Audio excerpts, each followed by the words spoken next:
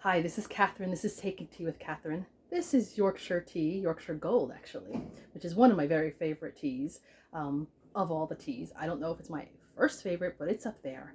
It's very refreshing, energizing, tasty, all the things. And I had to use a cup and saucer today because we're going to talk about Jane Austen novels, and I thought let's get a little bit proper today. Just a warning. It's a mild warning. There may be some spoilers. I'm going to talk about certain plot points and certain romantic interests in this discussion. So if you don't want to hear anything that happens in a Jane Austen book or film that you haven't seen or read, then please, be warned.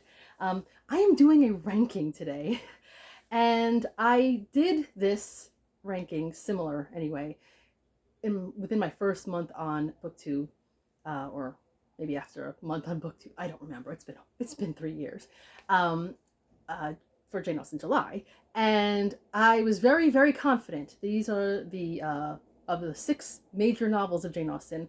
This is it for me. My least favorite to my favorite, and that's how I felt. And even though some of it hasn't changed quite all the way, I started over the years, especially after rereading, I felt a little bit like, well, you know, I don't really like this much as I thought, this particular book, because of this and that. I don't hate it, but I don't like it as much as I say I did in this ranking. So I have to change things a little bit and make it a little more up to date with my taste, especially after these rereads, because it does change. Excuse me, it does change your feelings a reread. And I was going to do it last year, but I was still kind of hovering around. I was thinking, it's really hard for me to pick because usually 6 and 5 are interchangeable. 1 and 2 are very interchangeable at times. How am I going to do this? And then I thought, well, this is Catherine at Taking Tea with Catherine. So let's do something tea related and talk about afternoon tea. Now, afternoon tea, as the tradition that it is now, is derived from Victorian times. So it's a little off when it comes to actual Jane Austen history, but I kind of mix and match my history of tea with Jane Austen because the year I started reading Jane Austen's novels is also the year I started getting really obsessed with learning about tea. Right? So there you go. If that makes any sense. So when I'm talking about afternoon tea, I'm talking about the three-tiered service. And I was actually trying to find a picture that really illustrates what I'm talking about. And this is not entirely accurate, but it's close enough. So I found this from one of the more recent Tea Time magazines. And do you see this pretty Tea Time? So you see the bottom has some savory sandwiches, finger sandwiches, which are really good and filling. And it's an important part of afternoon tea if you're going to call it a meal. So yes, you love them, but they're on the bottom. And then you're saving a little bit of your appetite for the middle, which in this one is a little mixed up. But in the middle, traditionally, would be the scones. So those are delicious, and they are a tea time in themselves with tea. You can call that cream, not green tea, cream tea. So they're wonderful. Tea and scones, I mean, wonderful combination. But then you still are looking forward to the very top. In this picture, there's only some little, I don't know, fruit tarts, which are not really my favorite, but I'm just using it to illustrate that the top is the sweets, the real sweets, the desserts that you really look forward to. So that's what I'm talking about when I'm saying that this ranking is going to be a three-tiered ranking, which means that there's the bottom two that are really good, but they're just the bottom in my own personal ranking. Again, this is not a definitive for everybody else. It's how Catherine feels when she reads these books. Lovely tea. And the middle are the numbers 4 and 3, which are books that I really, really, really, really like. But numbers 2 and 1 are on top. They're the absolute top. And sometimes the second one is a little more my favorite. But often the one that I've called number 1 remains that way. But they're on the top. Does that mean that I think badly of the books that will come under the bottom? No, because I rank them as finger sandwiches. Unless they have tomatoes in them or something like that, which I hate. I love when I go out to tea and have the sandwiches. They're wonderful. They're delicious. They're substantial. So as I'm not saying this to criticize any of the books, just why some of the books I prefer, even more than the others. That being said, let's talk about my ranking. The bottom, the finger sandwiches. I'm going to use this collection that I got recently. It's not my favorite of the collections, but it was a reasonably priced box set. And I'm not, dropping the floor. I'm not that big on collecting everything that some author ever, every edition, but I like to have some multiple editions. So I don't mind having a box set. It's the only uniform set I have, actually, Jane Austen's. That being said, the bottom tier, Emma and Mansfield Park. Now, I've talked about Emma before as being my gateway to Jane Austen, which is very true because it was, I think, 1993, which is why next year I really got to do a big deal about a big 30th anniversary Jane Austen thing, but that's a year from now. So I started reading Emma. It was shortly after I was reading Les Miserables, which was, when I told people about that, they thought I was some kind of genius. I was not. I was failing American history. Hello, but I was very much into this book. I loved it so much that I continued not only reading Jane Austen, but I was not turned off by classics whatsoever. So Emma is a very important book to me, and it is one of the books I recommend of the Jane Austens to start off with, because it is that good. My reason why it's on the bottom tier is, yes, it is a really good, chunky, substantial book, as is Mansfield Park. There it is. Mansfield Park is another one I read a little later when I was in college, and it actually stopped me from concentrating on my math class. I'm not blaming Mansfield Park, I'm blaming myself. Nevertheless, I was really into what's going to happen next. I was really invested in the characters in Mansfield Park, especially Fanny Price. And these are meaty books. So no hate whatsoever. But sometimes I get frustrated with Emma herself, and I know that's kind of the point, but I just get tired of the way she speaks of Jane Fairfax. I get a little tired of the way she has to matchmake, although I know it's the point. I'm not a big fan of the age difference, not the age difference itself between the main, love interest, Emma and, spoiler, yes, I said spoiler already, Mr. Knightley. I don't actually have a problem with him per se, and their age difference. I just don't really like that he knew her growing up. I still don't hate it enough to make me dislike the book Emma. This is still, in my opinion, a five-star read. Just a little bit less. And I know a lot of people are going to have arguments against that. Catherine, don't worry, it was that time period, and you're right. Mansfield Park, again, I loved it. I actually felt strongly about Fanny Price. I think she's the heroine that I really look up to in so many ways. I can't stand... No, that's not true. It's not like I can't stand... When I was reading it the first time, I was really hoping she ended up with whom she wanted to end up with, because that's what you want for them. But the older I got, the more I started thinking, oh, couldn't she do a little bit better? Couldn't she find someone else? Maybe she couldn't, but I do like the way, in many ways, she's vindicated and stands up for her rights. And I do like the whole play within the book. It is like, I don't know, is it like Hamlet? I don't know. But it's fascinating. It sometimes drags a little bit, but I still love it. Now, on to the scones. The middle fluffy portion that can also be kind of also a meal in itself if you get the right type of scone. I recently went out to Alice's Teacup, which is a couple of locations in Manhattan, in New York, obviously. And I got a pumpkin scone, which is a little more desserty and cakey, and because it's American, it's not a British tea room, but despite its name. And they had a ham and cheese scone, which is something right now I'm a little bit off of certain types of red meats, but at the time it was my little treat, and it was a lot anyway. Why am I making excuses? Anyway, back to the ranking. Again, a scone could be a bit of a meal too with a cup of tea, but it's a little more, it's like somewhere in between a dessert and a meal. So it's a perfect combination. So being in the middle tier is quite a compliment, actually.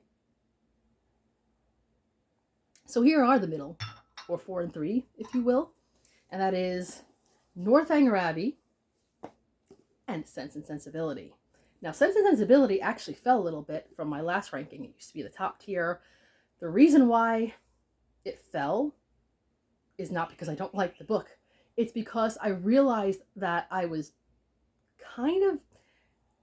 ranking the books properly. And this is what I'm really trying to do this time. I'm trying to rank the books by the books, by the reading of the books. Yes, the story is important as part of the book, but the adaptation was getting in the way. I have such a love, even though there's other Sensibility adaptations that are a little bit more accurate in terms of not taking out so many characters or whatever and scenes. The 95 Sense and Sensibility with Emma Thompson, Kate Winslet, Hugh Grant, and Alan Rickman was such a wonderful film that I think I made the book out to be more of a favorite than it actually is. Still wonderful, but when I was rereading it finally in 2019, I don't know what year I am in anymore, I remember thinking, this is a great book. I am still so invested in Eleanor and Marianne. And I was really more appreciating Eleanor this time. Marianne sometimes annoyed me more than she used to, again, because I was reading it the second time as someone closer to her mom's age, as opposed to actually Marianne's age. But still, I still loved both of them so much. I really love Colonel Brandon. I am okay with Edward Ferrars. He's not perfect, but I'm okay with him for Eleanor. Willoughby is a wonderfully bad guy, and he's so perfect in his descriptions and what he does. It's so wonderful to hate him and or to just be disgusted by his actions or whatever. And yet understand why he was such a great romantic hero for a while until he wasn't.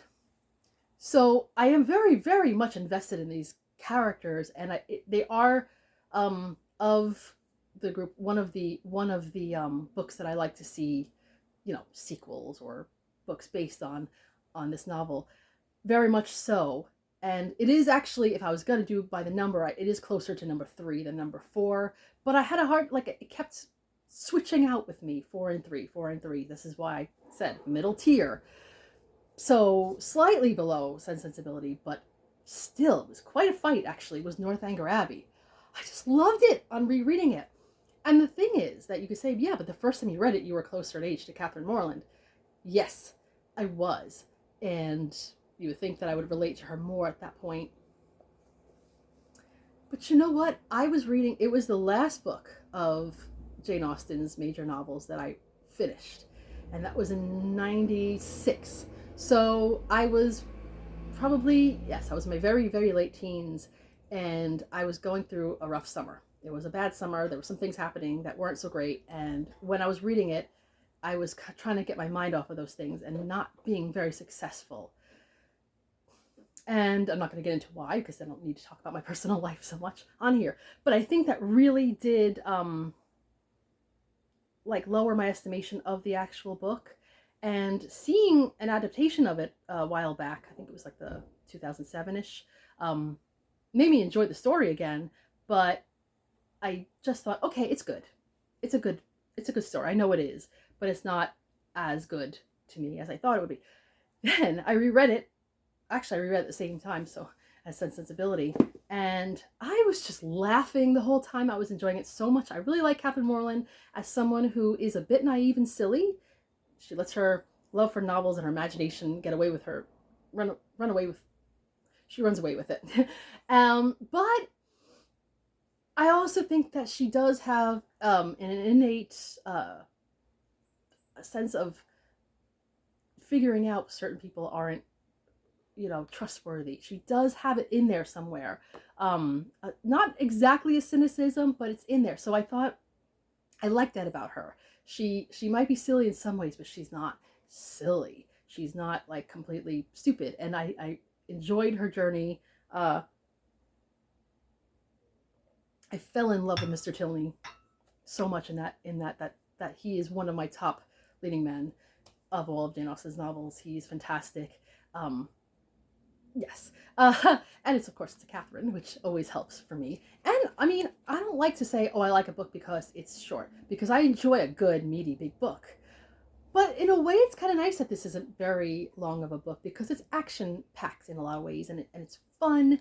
There's dancing. Well, this Jane Austen novel, of course, there's dancing, but there's just meeting people and taking all kinds of rides around, and then ending up at a place and having a little gothic adventure of one's own, and then being sent home in disgrace in a very kind of precarious situation. Wonderful, wonderful, fun story. I laughed so many times. Did I mention that I laughed so many times? And yes, it is a great book if you enjoy novels. It was Jane Austen's book where she was talking to us the most. It was the most, like her, I feel, communicating with her readers. I just love it. So sometimes this becomes number 3 and sometimes this is number 4. But these are both wonderful, wonderful, excellent books. I even like, just going back to Sense and Sensibility, I even like Margaret Dashwood. I've made jokes in recent years that, you can call, another shortening of the name Margaret is Peggy. So I feel like the Dashwood sisters are like the Schuyler sisters from, from Hamilton. Hamilton reference. But you know what? That took place during Jane Austen times. So anyway, now going to the top tier. Dessert, sweet, wonderful, such Catherine books. And a lot of people would say the same thing. And of course, that is Pride and Prejudice and Persuasion. This picture, I don't want to zoom in on it too much. This picture of Persuasion, what she's wearing, I'm a little bit surprised at, but maybe this was the cover art. Maybe I'm just seeing things. But maybe this is the cover art that inspired the recent Netflix adaptation. I don't know. This is not a great picture. But even where he's looking. Look at that. Oh, these editions are hilariously not great, but nevertheless, I mean, this Pride and Prejudice, this looks like they were really dancing all night and then dancing another night and then dancing another night. And they did not drink water. But yes, so normally I'll put Pride and Prejudice as number 2. Well, actually, not in the past. In the past it was number 3, but now it's moved up to number 2. But sometimes I almost want to make it number 1 just because I just really, really love Pride and Prejudice. And of course the adaptations are great, but that's not why, because we're not talking about the adaptations today. It really is the book. When the hosts of Jane Austen July announced that this was going to be the first group read for this July, I was like, oh, yay! Pride and Prejudice, I love it. I was reading the annotated version recently, and it is just, I mean, I don't get tired of Pride and Prejudice. There is a reason why this is probably the most, the book that most people would claim is their favorite Jane Austen, the one that most of the sequels or other versions of, inspired books, pastiches, whatever you want to call it, are made. So many Pride and Prejudice books out there. There's a market, and there's a reason, because these characters stay with you. You want to know how the marriages go. You want to know what happens to the other sisters. Are they okay? You want to know about other people in the neighborhood, other people who got married, other people who didn't get married. What is happening to them? You want to know what would happen if they found a dead body, right? This is the kind of thing that makes Pride and Prejudice. It has one of the best cast of characters, a lot of bad guys, and, well, not a lot of bad guys, one particular bad guy, and one girl who is just such a mean girl. It has some of the best siblings. It has parents that you love to hate, but also enjoy reading about. It has Mr. Collins, who is delightfully horrible, but it's like when he's talking or writing, you want to participate. It's like, it is entertainment. You see that when Mr. Bennet gets communications from Mr. Collins, you picture him getting the fire ready, well, or having the fire gotten ready for him in his library, and his brandy or whatever he drinks in the library, curling up with that letter, because that's probably going to be as good to him as his books. He's fantastic. And let's not forget Lady Catherine de Bourgh. not just because she's a Catherine. She is such a legendary character. I think that she is probably one of the most legendary rich dowagers that I've ever come across until Downton Abbey came up with Violet, Lady Violet. She is just, it is like, except Lady Violet is a lot more pleasant in a lot of ways. And I mean, bossy, but a little more workable. But anyway, love Lady Catherine de Bourgh, love all the characters. I will say, if I'm going to recommend the book to get people into Jane Austen, it will be Pride and Prejudice. Hands down. But, and this is the book that I recommended for a book club I was in once, and not everyone liked it as much as I did. Some people had a hard time reading the language, and I did regret not recommending Pride and Prejudice instead. But I just absolutely love Persuasion. I just do. It's really hard for me to explain why, because I feel like you either do or you don't. I know people who love all Jane Austen's books but still rank this kind of low. And I understand, because there is a gloominess to it. There is a sadness to a good portion of the story.